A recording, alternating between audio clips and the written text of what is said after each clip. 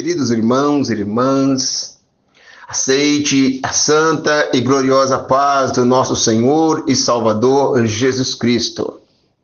Amados, nós vamos ler a palavra no livro de Mateus, capítulo 20, versículo 20 a seguir. Até o versículo 23, nós vamos estar lendo para a nossa meditação. Então se aproximou dele a mãe dos filhos de Zebedeu, com seus filhos, adorando e fazendo um pedido. E ele diz-lhe: que queres? Ela respondeu: diz que estes meus 2 filhos se assentem, um à tua direita e outro à tua esquerda no teu reino. Jesus, porém, respondendo, disse: não sabe o que pede. Podeis vós beber o cálice que hei de beber? E ser batizado com o batismo que eu sou batizado? Dizem eles: podemos. E disse-lhe ele: na verdade bebereis o meu cálice, mas o assentar à minha direita ou à minha esquerda não pertence dá-los, mas é para aqueles para quem o meu Pai tem preparado. Amém? Glória a Deus, aleluia. Queridos e amados irmãos e simpatizantes da palavra de Deus, vimos aqui uma passagem importante na palavra do Senhor, para nós podermos entender acerca do que aconteceu naqueles dias e do que se reflete até os nossos dias de hoje, porque a Bíblia é um livro atual, é atualizado a todo momento. A Bíblia é algo impressionante, não há em toda a face da terra um livro semelhante a esse. Há várias imitações daqui e dali, mas a palavra de Deus é diferente. A Bíblia Sagrada, ela é diferente. A Bíblia Sagrada não é simplesmente uma história. Não. Não é simplesmente poesias. Não. Não, irmãos, a palavra de Deus é algo diferente. A palavra de Deus já diz, é do Senhor nosso Deus.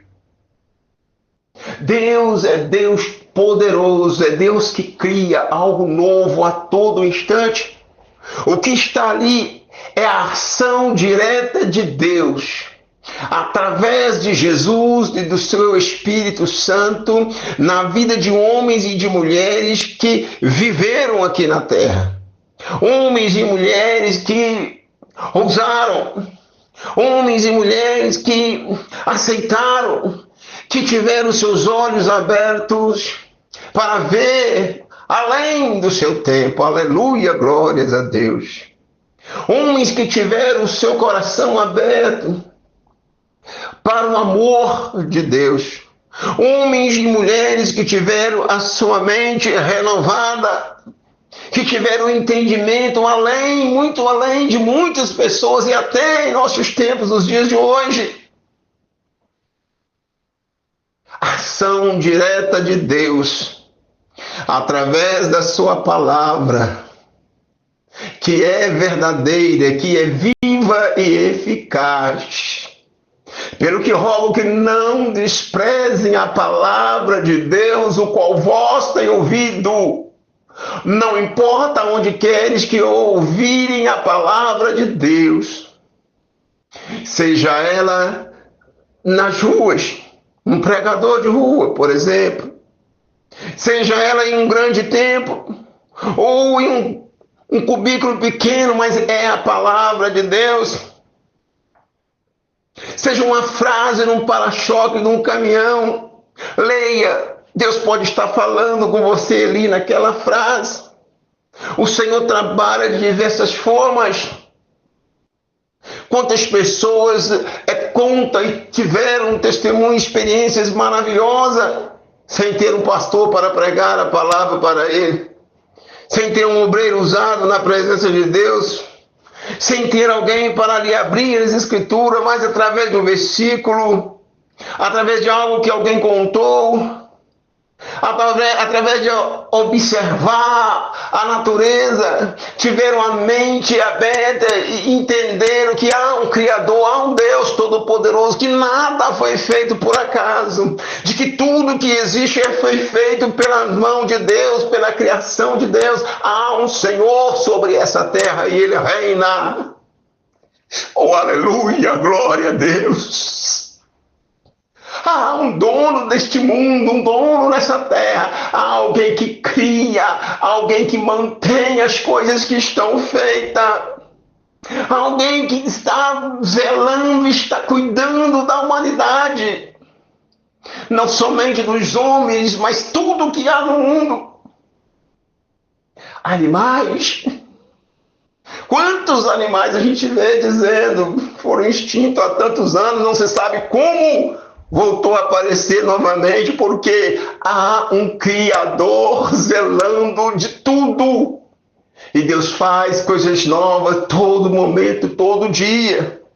A fauna, a flora, toda a vegetação, os animais, tudo tem um Senhor, pelo que diz a palavra de Deus, que tudo que tem fôlego louve ao Senhor, nosso Deus Todo-Poderoso. Então, eu quero dizer a vocês que a palavra de Deus, ela é viva, ela é verdadeira.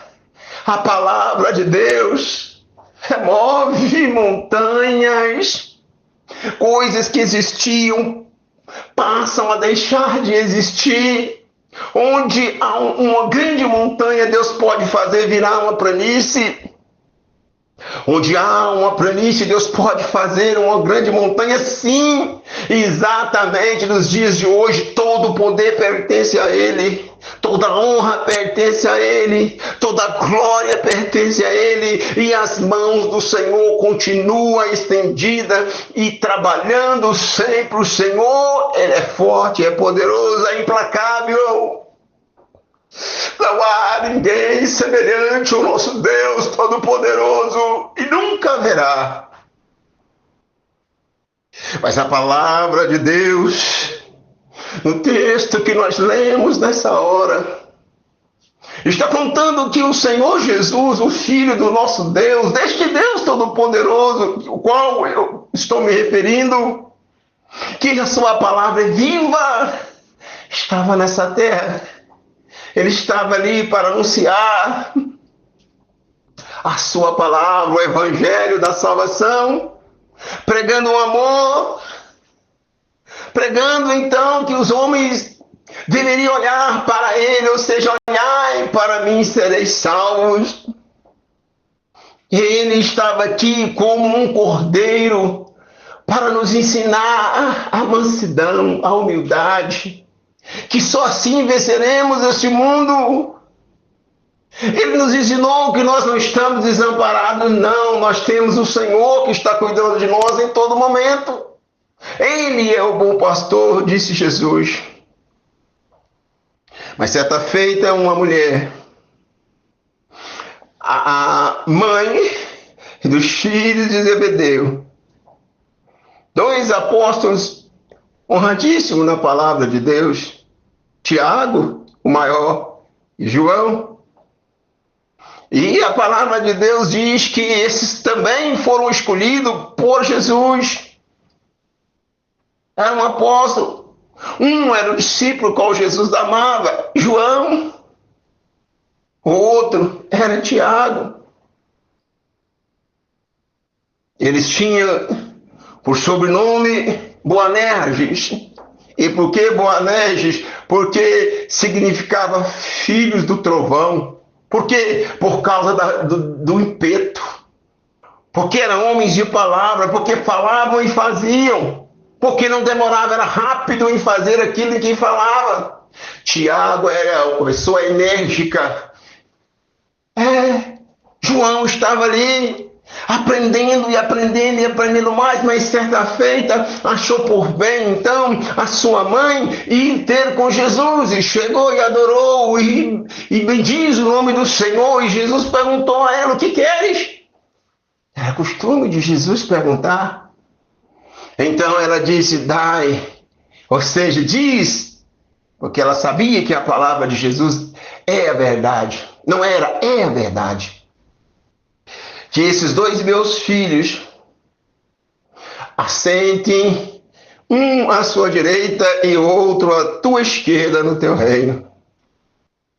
E Jesus, da hora, olhando aquilo, diante os outros 10 que estavam ali, Jesus disse para ela: não sabe o que pede. Mulher, você não sabe o que está pedindo? E ele fala: pode vós, ou seja, estes dois, Tiago e João, beber do cálice que eu bebo? Ou pode ser batizado no batismo que eu sou batizado? E aí a palavra do Senhor vai dizer que eles respondem: sim, podemos. Jesus estava ali se referindo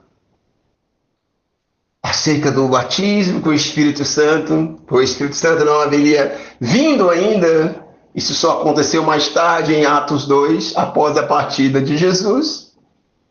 Esse era o batismo que Jesus se referia. E o cálice que Jesus disse ali, se eles poderiam beber, é exatamente a crucificação.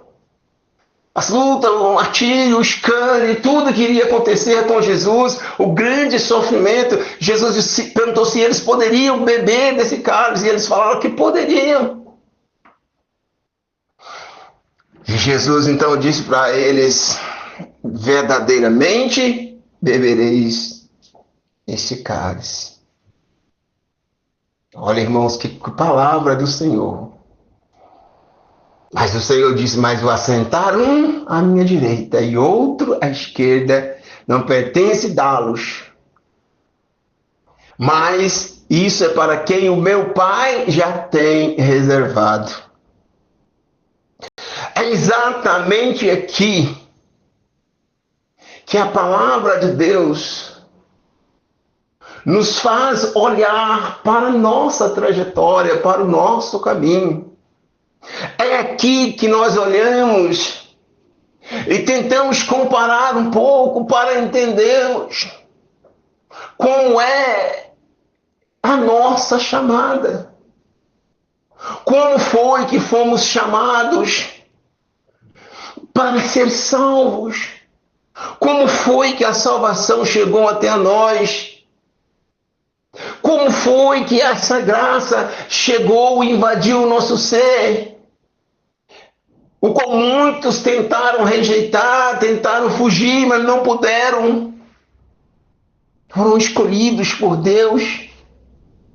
Nós somos escolhidos. E a palavra do Senhor diz: não foram vós que me escolheram, mas eu escolhi a vós. Não é eu, o Gilson, que está falando. Não é o pastor Gilson. Quem disse isso é o Senhor. O Senhor Jesus disse que nós não escolhemos a Ele. Porque na verdade não há bondade em nós. Nós somos maus. O ser humano é mau. Mas toda bondade vem de Deus.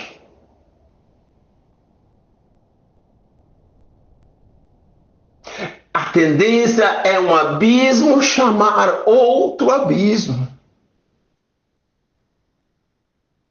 E dessa forma, assim sendo, então, foi o Senhor Jesus, pelo seu amor, que nos chamou na graça salvadora. Foi o Senhor Jesus que nos escolheu. E quando Ele escolhe, não tem como resistir a essa chamada. Aceitamos. Muitos vêm pelo amor, outros pela dor, vêm chorando, vêm rindo, vêm cantando, vêm louvando, vêm adorando, vêm se arrastando, vêm todo moído, vêm quebrado, vêm desempregado, vêm enfeitiçado, vêm de qualquer maneira. Mas são todos libertos pela palavra do Senhor Jesus, que é a verdade. A chamada de Deus vem para nós. E o Senhor tem propósito nas nossas vidas mediante a chamada de cada um. Vejamos que o próprio Jesus, ele disse, quando foi perguntado a ele se ele era rei dos judeus, ele falou: para isso eu nasci. Quer dizer, já havia um propósito. Já havia um propósito. Há um propósito da nossa chamada. E isso é Deus quem escolhe nós para certa missão, para isso ou para aquilo. E o que o Senhor, ele tem para mim, tem para você, ele tem para nós, tem que ser realizado.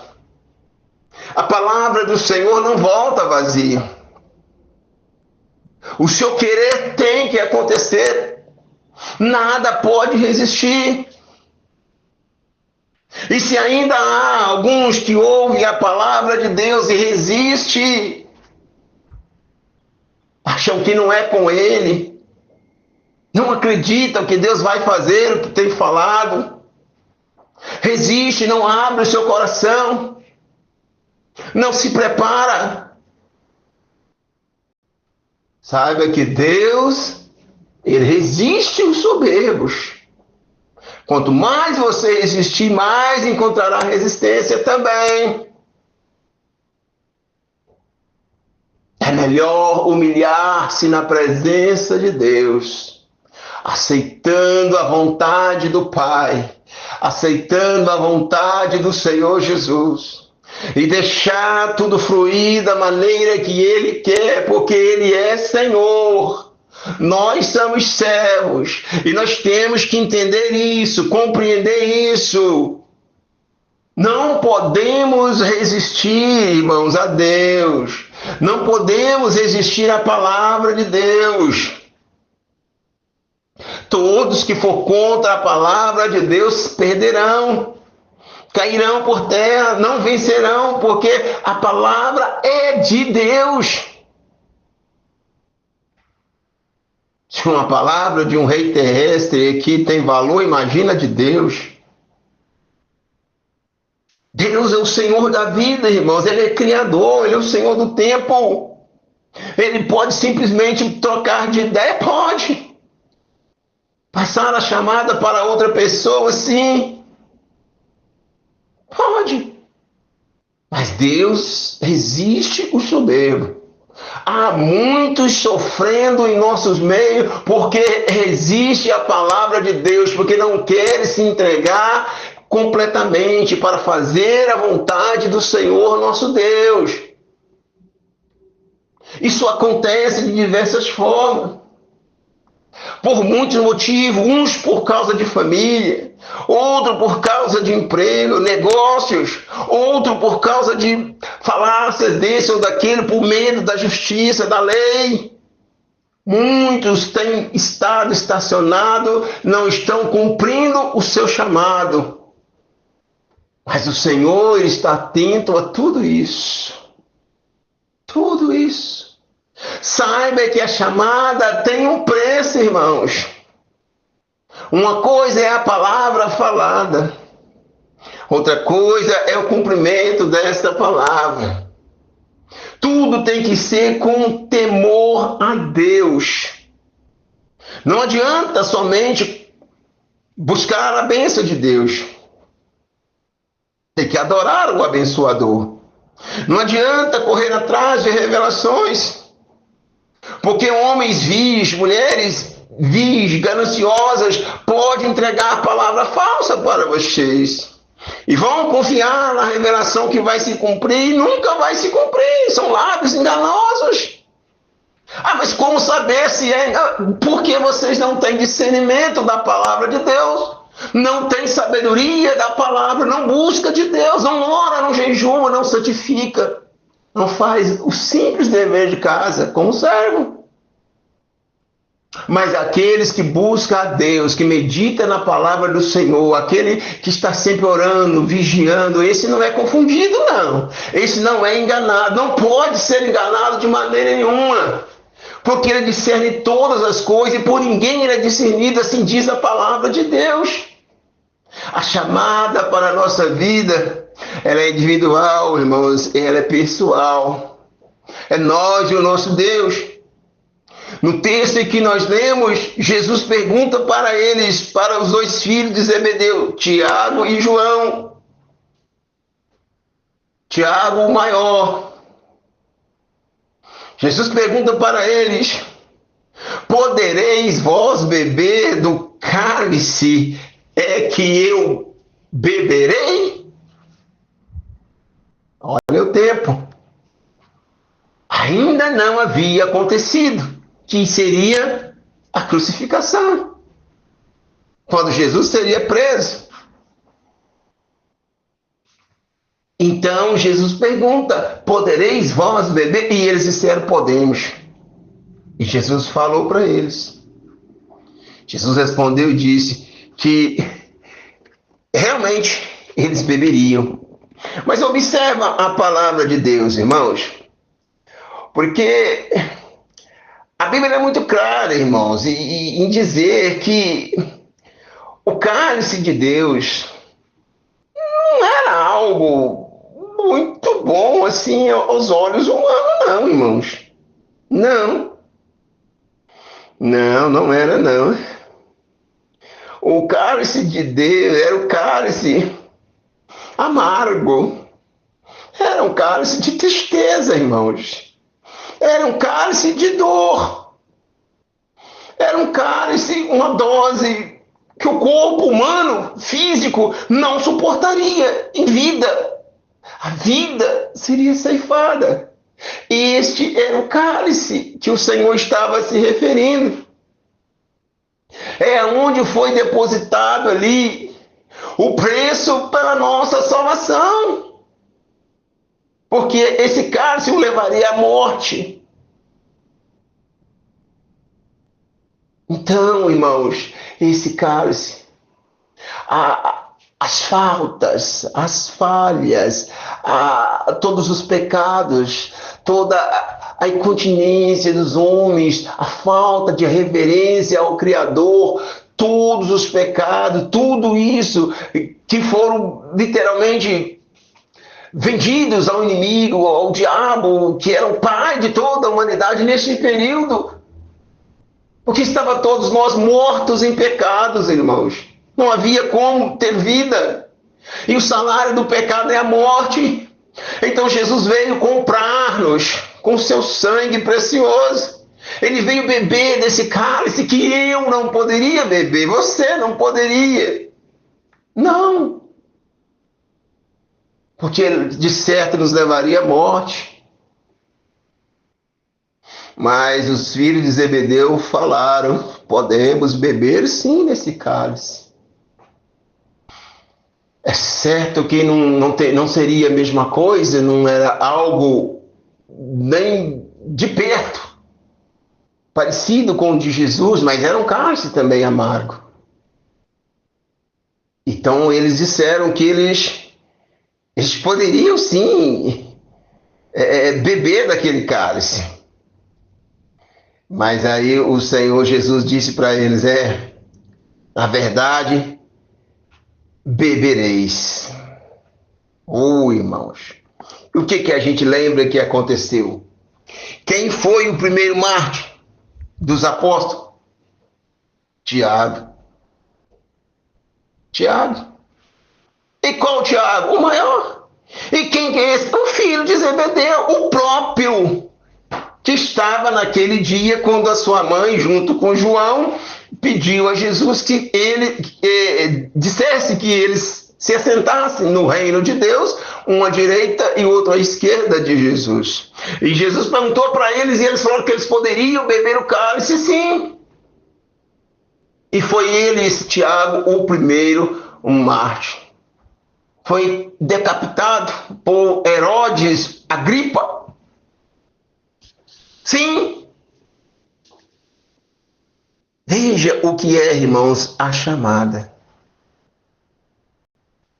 Poderia isso não ter acontecido? Sim. Poderia. Se ele talvez naquele dia entendesse e não quisesse meio que comparar-se ao cálice que o Senhor Jesus beberia, poderia ter tido um destino diferente? Poderia. No entanto, ele também bebeu do cálice. Perdeu a sua vida, foi o primeiro mártir. Esse é Tiago, o maior. O qual muitos fazem confusão com o Tiago, o justo. São dois Tiagos. Por que fazem confusão? Porque na questão mosaica, quando Paulo subiu a Jerusalém, quando Paulo discutia com Pedro, a questão se deveria circuncidar-se ou não os gentios, Tiago estava presente ali. E foi de muita importância porque ele era líder da igreja. E esse Tiago é Tiago justo, irmão de Jesus. E não Tiago, aquele apóstolo, filho de Zebedeu. Tiago maior já havia sido morto há muito tempo. Mas a palavra de Deus, ela é verdadeira. A palavra de Deus é forte demais. Vale a pena entender, irmãos, meditar na palavra do Senhor. Porque vamos observar acerca de João. Olha a chamada de João. João, ele bebeu desse cálice também. João passou por momentos horríveis e terríveis que talvez nós não aguentaríamos, irmãos. Sim. Diz a história que ele foi jogado num tanque de azeite fervendo e saiu ileso. O Senhor deu o livramento de morte para ele. Mas lembra que o nome de João, filho de Zebedeu, junto com Tiago, era Boanerges? Lembra que isso significa filho do trovão, que é impeto? João era um homem ferrenho na sua palavra, um homem que não parava de pregar a palavra de Deus, um homem que dava valor à sua chamada. E na cidade de Éfeso ele pregava contra o culto ao imperador romano. Ele pregava e falava que não deveriam fazer culto a imperador nenhum. Porque a idolatria estava ali, irmãos. Estava adorando homens de carne, de osso, homens pecadores. E João não aceitava. E ele batia, ele pregava dia e noite, dizendo que não poderiam, não era certo, que todo louvor e honra e glória tem que ser dado a Deus Todo-Poderoso e não a imperador nenhum.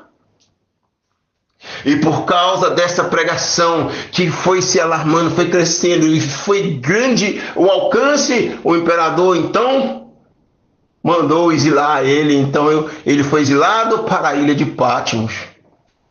Foi lá como prisioneiro na ilha de Patmos que ele recebeu a revelação do livro de Apocalipse. Então Deus ali tinha esse propósito. Ele agora é preso, ele está ali subjugado, mas ele está livre no Espírito. O Senhor revela para ele um Apocalipse. Coisas, figuras, o acontecimento dos últimos dias, coisas maravilhosas, coisas amáveis, coisas adoráveis, coisas terríveis. Tudo está escrito ali. E João ele volta depois para Éfeso, onde ele vai morrer por volta do ano 100 a 104 ali, depois de Cristo. Morreu em boa velhice.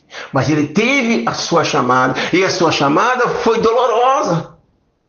Foi de dor também, foi de angústia, mas ele continuou pregando a palavra de Deus. Há historiadores como Flávio Joséfo que diz que já quase aos seus 100 anos de idade ele continuava na porta da igreja, pregando e convidando as pessoas que trazem no templo para ouvir a palavra de Deus. Um homem já cansado da batalha, mas ainda com a espada empunhada. Oh, glória a Deus!